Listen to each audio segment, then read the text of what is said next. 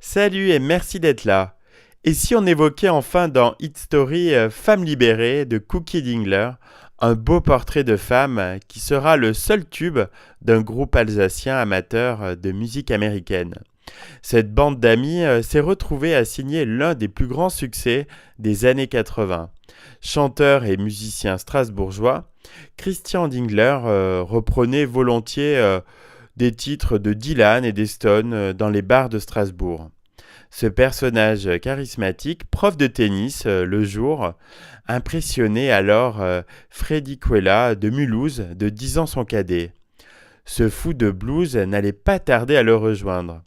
Christian Dingler, connu sous le nom de Cookie, assemble alors le groupe idéal pour enregistrer un album de composition originale en anglais à Paris. Les perspectives sont limitées et les musiciens eux-mêmes doutent des morceaux. Pourquoi ne pas plutôt utiliser cette chanson que le public plébiscite à chaque apparition du groupe ? Chanter en français ne faisait pas du tout partie des projets de Christian, se souvient Joël Kopf. Amie de longue date, elle est alors sa voisine du dessus.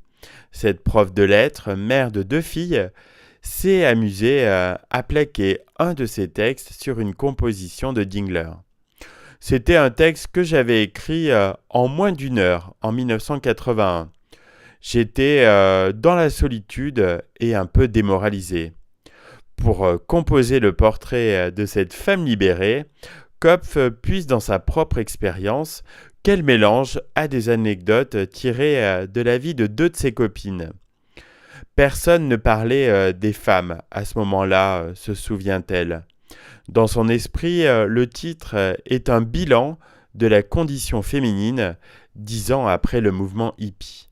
Après avoir bénéficié de la décennie précédente, avec la pilule en 1967 et le droit à l'avortement en 1975, les femmes cherchent à être indépendantes tout en conservant leur féminité.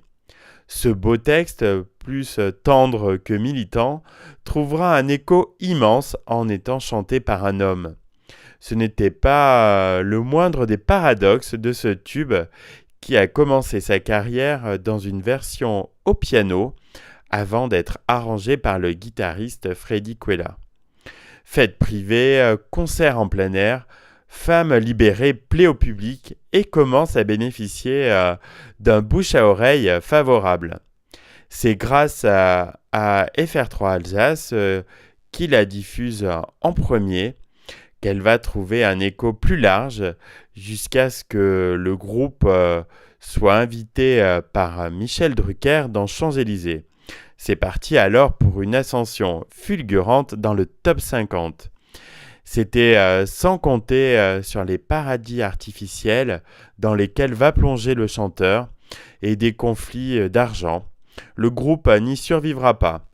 Pour la petite histoire, Joël Kopf s'est affranchi de l'éducation nationale pour devenir une parolière appréciée, une vraie femme libérée.